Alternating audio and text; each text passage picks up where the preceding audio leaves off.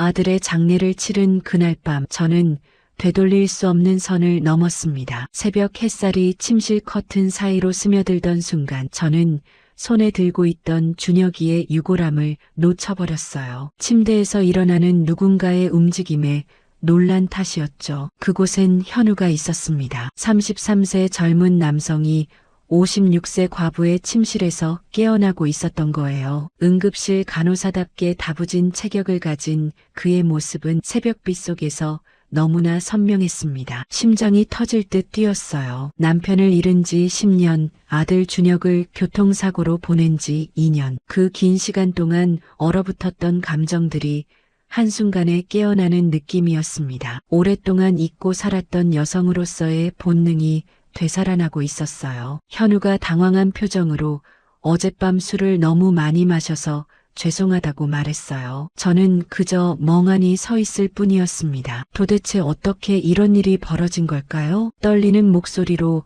겨우 옷을 입으라는 말을 했어요. 현우가 침대에서 내려오자 저는 황급히 고개를 돌렸습니다. 하지만 이미 제 가슴은 통제할 수 없이 요동치고 있었어요. 현우가 다가오며 괜찮으냐고 얼굴이 많이 빨개졌다고 물었습니다. 그의 목소리가 가까워질수록 저는 더욱 혼란스러워졌어요. 부끄러우면서도 동시에 이상한 설렘을 느끼고 있었습니다. 어젯밤의 기억이 조각조각 떠올랐어요. 준혁의 생일이었죠. 혼자 술을 마시며 울고 있던 저에게 현우가 찾아왔고 저는 외로움을 견디지 못해 그에게 매달렸던 것 같았습니다. 현우가 조심스럽게 말을 꺼냈어요. 준혁이가 마지막으로 자신에게 부탁했다고 했습니다. 어머니를 혼자 두지 말라고 너무 외로워하신다고 말이에요. 그의 손이 제 손을 감쌌습니다. 10년 만에 느끼는 남자의 손길이었어요. 차갑게 식어있던 제 손에 전해지는 그 온기에 온몸이 떨렸습니다. 저는 이러면 안 된다고 말했어요. 하지만 제 목소리는 거부라기보다는 애원에 가까웠습니다. 현우가 더 가까이 다가오며 왜 안 되느냐고 물었어요. 어머니도 한 사람의 여자인데 이렇게 혼자 계시면 안 된다고 말이죠. 그의 말에 가슴 한켠이 무너져 내렸습니다. 맞았어요. 저도 여자였습니다. 56년을 살아오는 동안 아내로 어머니로만 살았을 뿐 저 자신으로는 살아본 적이 없었죠. 그날 이후 현우는 매일 저녁 찾아왔어요. 처음엔 저도 경계했습니다. 하지만 점점 그의 존재가 익숙해졌고 어느새 그가 오지 않는 날이면 불안할 정도가 되어버렸어요. 현우가 오늘도 혼자 주무실 거냐고 물었을 때 저는 더 이상 거부할 수 없었습니다. 그날 밤부터 현우는 제 집에서 지냈어요. 물론 처음엔 각자의 방에서 잤죠. 하지만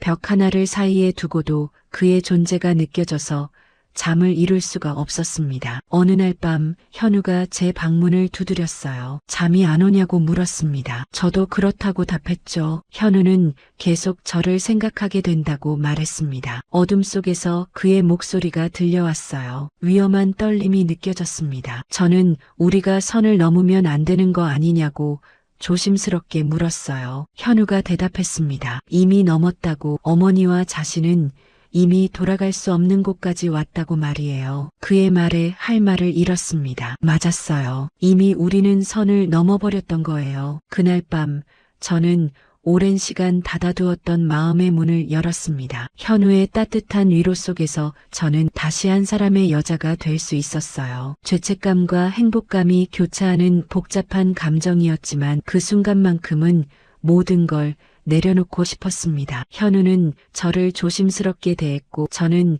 그런 그에게 점점 더 깊이 빠져들고 있었습니다. 26년이라는 나이 차이가 무색할 만큼 우리는 서로를 필요로 하고 있었어요. 하지만 다음 날 아침 모든 것이 무너져 내렸습니다. 휴대폰이 울렸어요. 모르는 번호였지만 받을 수밖에 없었죠. 차갑고 날카로운 여자 목소리가 들려왔습니다. 자신은 강수진이라고 했어요. 준혁이와 현우에 대해 할 말이 있다고 했습니다. 옆에 누워있던 현우의 얼굴이 순간 굳어지는 게 보였어요. 수진은 제가 지금 현우와 함께 있을 거라고 말했습니다. 조심하라고.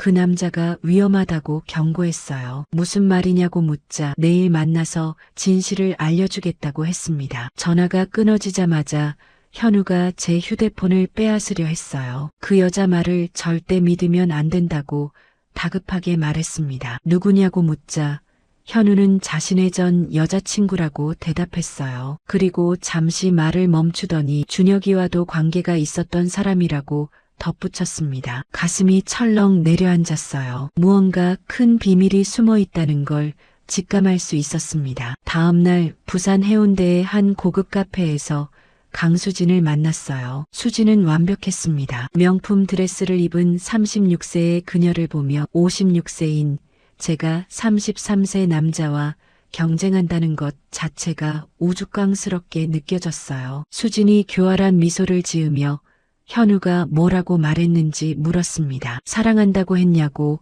평생 함께하자고 했냐고 말이에요. 그녀가 휴대폰을 꺼내 사진을 보여줬어요. 화면 속에는 현우와 수진이 침대에서 나체로 얽혀있는 모습이 담겨 있었습니다. 언제 찍은 거냐고 묻자 일주일 전이라고 대답했어요. 현우가 밤마다 제 집에 가기 전에 자신에게 먼저 와서 욕구를 해결하고 간다고 말했습니다. 머리가 어지러웠어요. 현우가 저를 안기 직전에 다른 여자와 그런 관계를 맺었다니. 수지는 현우가 저를 장난감으로 생각한다고 말했습니다. 56세 과부가 젊은 남자에게 푹 빠진 모습이 재미있다고 했대요. 또 다른 사진을 보여줬어요. 이번엔 제가 현우와 함께 있는 사진이었습니다. 제가 모르게 찍힌 것 같았어요. 현우가 찍어서 친구들한테 다 돌렸다고 했습니다. 56세 아줌마 꼬시기라면서 말이에요. 가슴이 찢어지는 것 같았습니다. 수진이 음성 메시지를 재생했어요. 현우의 목소리가 들렸습니다. 그 아줌마가 진짜 웃기다고, 자신에게 완전히 빠져서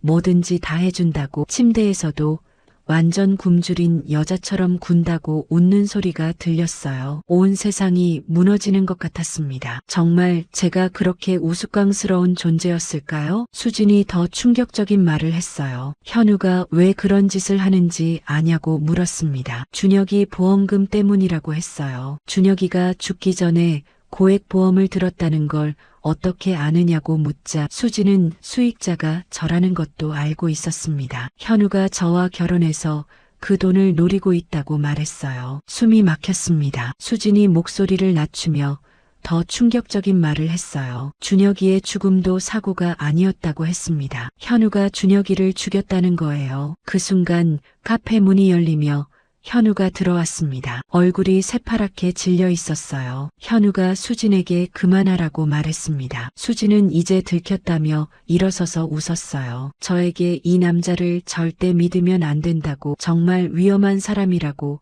경고했습니다. 저는 비틀거리며 자리에서 일어났어요. 머리가 너무 복잡했습니다. 무엇이 진실이고 무엇이 거짓인지 알 수 없었어요. 현우가 다가왔지만 저는 그를 뿌리쳤습니다. 가까이 오지 말라고, 다시는 보고 싶지 않다고 소리쳤어요. 집으로 돌아온 후 저는 현우의 짐을 모두 문 앞에 내놓았습니다. 하지만 현우는 포기하지 않았어요. 매일 밤 집 앞에서 기다렸고 문을 두드리며 제발 문을 열어달라고, 해명할 기회를 달라고 애원했습니다. 저는 단호하게 거절했어요. 가라고, 다시는 보고 싶지 않다고 말했습니다. 3일째 되는 날 저는 커튼 틈으로 밖을 내다봤어요. 현우가 비를 맞으며 제 집 앞에서 무릎을 꿇고 있었습니다. 3일 동안 그 자리에서 움직이지 않은 것 같았어요. 마음이 아팠지만 수진의 말이 계속 맴돌았습니다. 정말 저를 장난감으로 생각했을까요? 준혁이의 보험금을 노렸을까요? 그날 밤 현우가 쓰러졌어요. 구급차 소리에 놀라 나가보니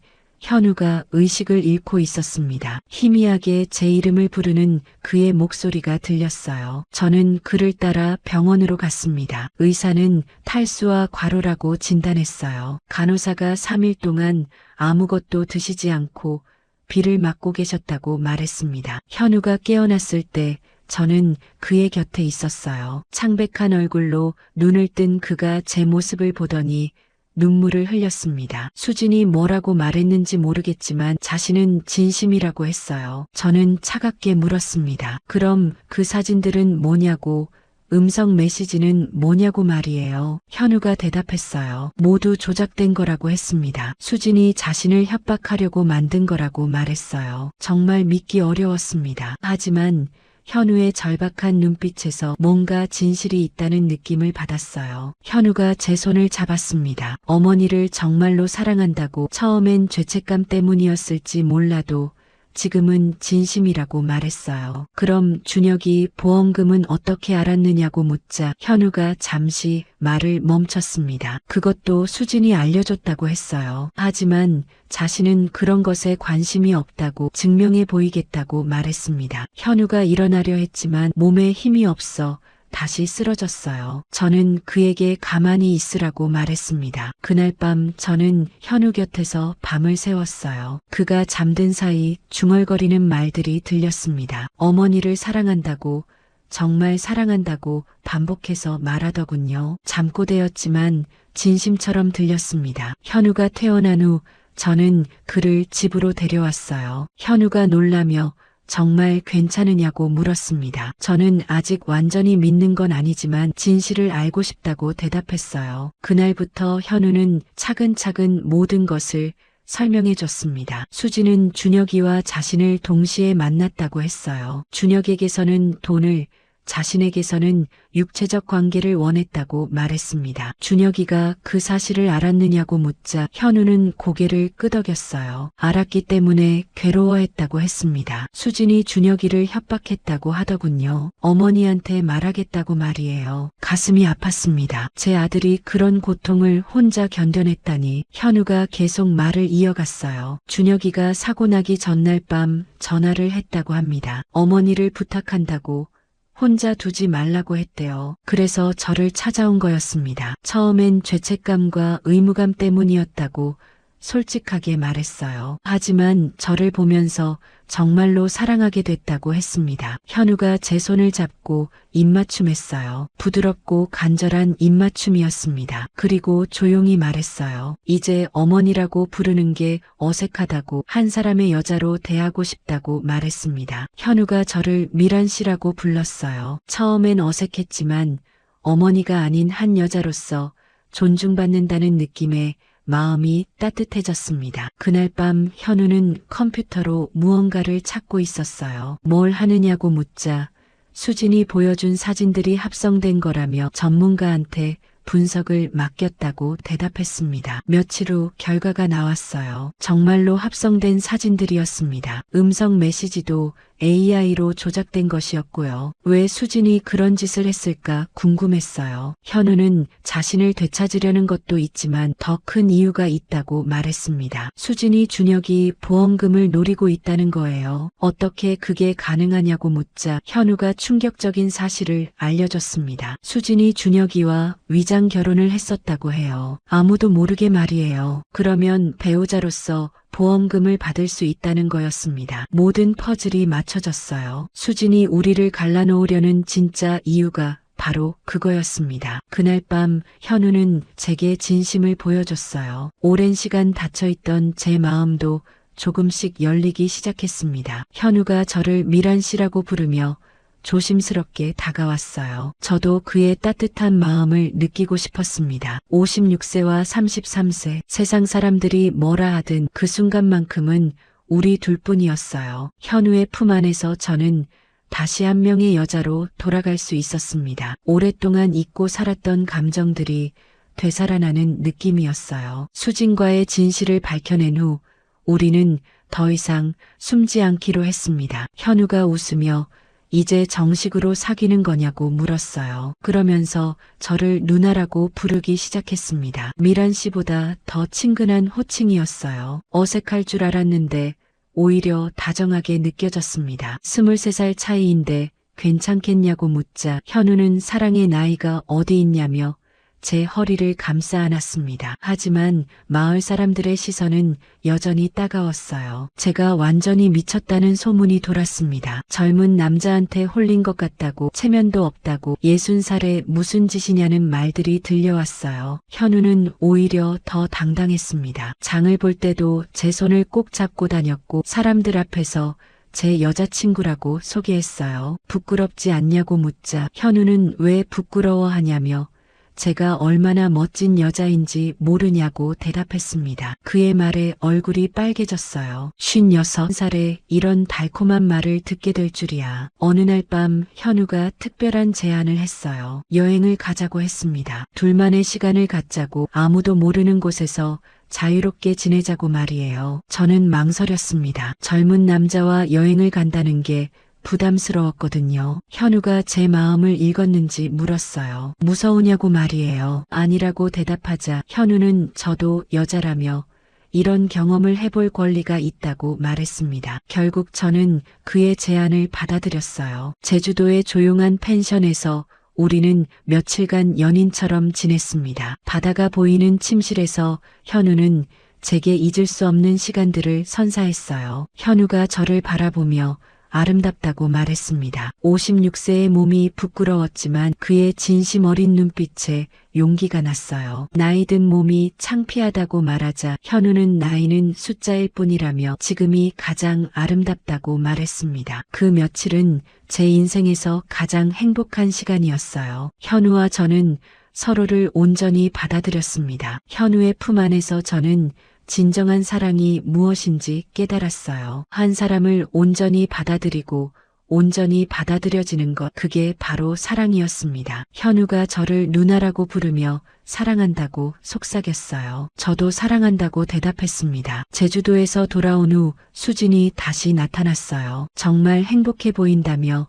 비웃듯 말했습니다. 뭘 원하느냐고 묻자 수진은 마지막 기회를 주는 거라고 대답했어요. 현우에게 자기한테 돌아오라고, 그러면 준혁이 보험금 일은 조용히 넘어가겠다고 했습니다. 현우가 무슨 소리냐고 반문했어요. 수진이 서류를 꺼내 보여줬습니다. 준혁이와의 위장 결혼 신고서였어요. 법적으로 자신이 배우자라는 거였습니다. 정말로 준혁이와 수진의 결혼 신고서가 있었어요. 준혁이가 죽기 한 달 전에 신고한 거라고 했습니다. 자신이 협박해서 그렇게 했다고 당당하게 말하더군요. 이제 보험금은 자기가 받을 거라고 선언했어요. 현우가 그럴 수는 없다고 소리쳤습니다. 수진은 법이 자기 편이라며 웃었어요. 그리고 또 다른 폭탄을 터뜨렸습니다. 현우가 그날 밤 준혁이를 고의로 죽였다는 증거도 있다는 거예요. 현우가 거짓말이라고 외쳤습니다. 수진은 CCTV 영상이 있다고 말했어요. 현우가 준혁이와 싸우는 모습, 그리고 준혁이를 차에 밀어넣는 모습까지 찍혀 있다고 했습니다. 제 다리가 풀렸어요. 정말로 현우가 준혁이를 죽였다는 건가요? 현우가 절박하게 해명했습니다. 그게 아니라고.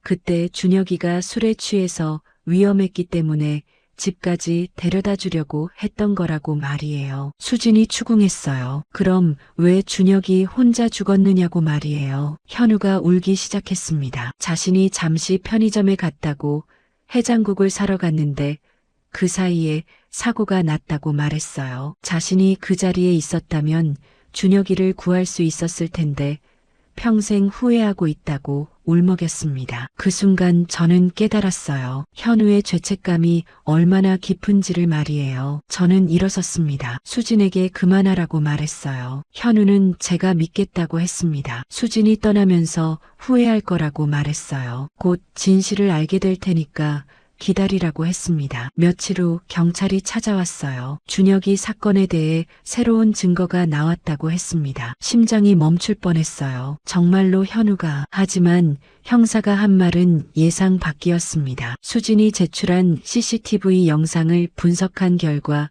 조작된 영상으로 판명됐다고 했어요. 진짜 CCTV 영상에는 다른 장면이 나와 있었습니다. 현우가 준혁이를 집까지 안전하게 데려다주는 모습, 그리고 편의점에서 해장국을 사는 모습이 찍혀 있었어요. 준혁이는 현우가 떠난 후 혼자 다시 나와서 차를 탔던 거였습니다. 또한 수진의 위장 결혼 서류도 조작된 것으로 밝혀졌다고 했어요. 현재 수진을 사기죄로 체포했다고 말했습니다. 모든 것이 거짓말이었어요. 수진의 마지막 발악이었던 겁니다. 현우가 제 품에서 울었어요. 정말 죄송하다고, 준혁이를 지키지 못해서 미안하다고 말했습니다. 저는 괜찮다고, 이제 모든 걸 알았으니까 괜찮다고 말했어요. 현우가 자신을 용서할 수 있느냐고 물었습니다. 저는 그의 얼굴을 두 손으로 감쌌어요. 용서할 것도 없다고, 아무 잘못이 없다고 말했습니다. 정말 사랑한다고 속삭이는 현우의 목소리가 들렸어요. 저도 사랑한다고 대답했습니다. 그날 밤 우리는 서로를 더욱 간절히 안았어요. 모든 오해가 풀리고 나니 사랑이 더욱 깊어진 것 같았습니다. 창밖으로 달빛이 들어왔습니다. 현우의 품 안에서 저는 진정한 행복이 무엇인지 깨달았어요. 벽에 걸린 준혁이의 사진이 우리를 따뜻하게 지켜보고 있는 것 같았습니다. 저는 마음속으로 아들에게 말했어요. 엄마에게 이런 사랑을 선물해줘서 정말 감사하다고 말이에요. 현우가 제 머리카락을 쓰다듬으며 물었습니다. 앞으로 어떻게 될까요? 라고 말이에요. 저는 모르겠다고 대답했어요. 하지만 두렵지 않다고, 현우가 있으니까 괜찮다고 말했습니다. 현우는 사람들이 계속 뭐라고 할 텐데 괜찮겠느냐고 걱정했어요. 상관없다고 대답했습니다. 진짜 사랑을 해본 사람은 남의 시선이 두렵지 않다고 확신에 찬 목소리로 말했어요. 현우가 제 턱을 살짝 들어 올려 눈을 마주봤습니다. 평생 함께하자고 속삭였어요. 평생이라는 말에 가슴이 뛰었습니다. 그의 입술이 제 입술에 닿았어요. 부드럽고 따뜻한 입맞춤이었습니다. 56세의 저와 33세의 그 23년이라는 시간의 간격은 이제 더 이상 벽이 아니었어요. 오히려 우리만의 특별한 사랑의 증거였습니다. 다음 날부터 우리는 더욱 당당해졌어요. 마을 사람들의 수군거림에도 개의치 않았습니다. 현우는 제 손을 꼭 잡고 시장을 다녔고 저를 소개할 때도 주저하지 않았어요. 어느 날 현우의 부모님을 만났습니다. 부산 광안리에 있는 식당에서였어요. 현우의 어머니는 저보다 겨우 10살 많은 분이었습니다. 처음엔 놀라시는 듯 했지만 현우가 진심으로 저를 사랑한다는 걸 알고 나서는 태도가 달라졌어요. 현우 어머니가 제 손을 잡으며 말씀하셨습니다. 아들이 행복하면 자신도 행복하다고, 나이는 중요하지 않다고 말이에요. 그 말에 눈물이 났습니다. 인정받는다는 게 이렇게 따뜻한 일인지 처음 알았어요. 현우의 아버지도 흔쾌히 받아들여 주셨습니다. 아들이 그 어느 때보다 밝아졌다며 감사하다는 말씀까지 하셨어요. 집으로 돌아오는 길 현우가 제게 말했습니다. 이제 정말 가족이 된 것 같다고 말이에요. 저도 그렇게 느꼈어요. 오랜 시간 혼자였던 제게 다시 가족이 생긴 것 같았습니다. 몇 달 후 우리는 혼인신고를 했어요. 화려한 결혼식 대신 가족들과 가까운 지인들만 모여 조촐한 식사 자리를 가졌습니다. 59세 재혼이었기에 소박하게 치르는 게 맞다고 생각했어요. 하지만 현우의 어머니가 작은 꽃다발을 준비해 주셨고 현우는 제 손에 반지를 끼워주며 평생 함께하자고 약속했습니다. 준혁이의 사진도 식탁 한편에 놓여 있었어요. 아들이 지켜보는 앞에서 저는 새로운 인생을 시작했습니다. 신혼여행은 강원도 속초로 갔어요. 바다가 보이는 작은 펜션에서 며칠을 보냈습니다. 아침에는 해변을 산책하고 낮에는 근처 관광지를 둘러보고 저녁에는 펜션 테라스에서 바다를 보며 차를 마셨어요. 현우는 제 손을 잡고 말했습니다. 이렇게 평범한 일상이 가장 행복하다고 말이에요. 저도 동감했어요. 특별한 무언가보다 현우와 함께하는 이 순간들이 제게는 가장 큰 선물이었습니다. 어느 날 저녁 바닷가를 걷고 있을 때였습니다. 현우가 제게 말했어요. 매일매일 감사하다고, 저를 만나게 해준 운명에 고맙다고 말이에요. 그의 말에 또다시 눈물이 났습니다. 이렇게 사랑받는 게 꿈만 같았어요. 한국으로 돌아온 후 우리의 일상은 평범하지만 행복했습니다. 현우는 여전히 병원에서 일했고 저는 집에서 그를 기다렸어요. 퇴근 후 함께 저녁을 먹고 TV를 보고 소파에 나란히 앉아 이야기를 나누는 시간들이 소중했습니다. 가끔 준혁이 생각이 나면 함께 묘지를 찾았어요. 현우는 준혁이 묘비 앞에서 항상 감사하다고 말했습니다. 어머니를 만나게 해줘서 감사하다고 말이에요. 저도 아들에게 감사했어요. 마지막 순간까지 엄마를 생각해준 아들이 자랑스러웠습니다. 1년이 지나고 2년이 지났습니다. 사람들의 수군거림은 점점 잦아들었어요. 우리의 사랑이 진심이라는 걸 알게 된 것 같았습니다. 어느 날 마을 회관에서 어르신 한 분이 제게 말씀하셨어요. 처음엔 이해할 수 없었지만 지금은 부럽다고 말씀하시더군요. 나이 들어서도 사랑할 수 있다는 게 얼마나 축복인지 모른다고 하셨습니다. 그 말에 위로받았어요. 제 선택이 틀리지 않았다는 확신이 들었습니다. 현우와 저는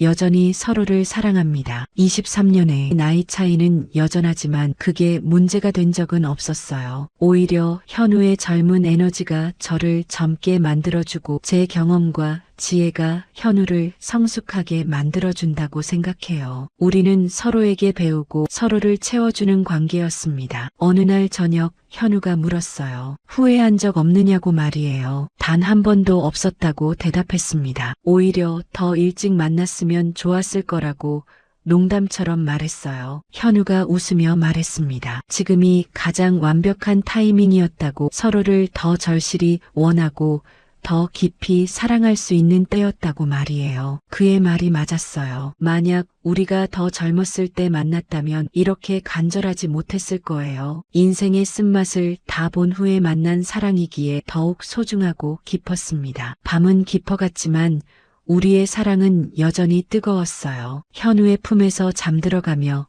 저는 생각했습니다. 사랑에는 나이도 편견도 그 무엇도 막을 수 없다는 것을요. 진정한 사랑은 모든 것을 용서하고 모든 것을 이겨낸다는 것을요. 그리고 가장 중요한 것은 사랑할 용기를 갖는 것이라는 걸 깨달았습니다. 56세에 찾아온 사랑이었지만 그 어느 때보다 진실하고 아름다운 사랑이었어요. 준혁이가 보내준 선물이었고 제 인생의 가장 큰 축복이었습니다. 현우의 따뜻한 체온을 느끼며 저는 중얼거렸어요. 정말 감사하다고 말이에요. 아들에게도 현우에게도 그리고 이런 사랑을 허락해준 운명에게도 모두 감사했습니다. 창밖으로 별들이 반짝이고 있었어요. 그 별들처럼 우리의 사랑도 영원히 빛날 거라고 믿었습니다. 나이는 숫자에 불과했어요. 진정한 사랑 앞에서는 모든 것이 무의미했습니다. 56세와 33세의 사랑.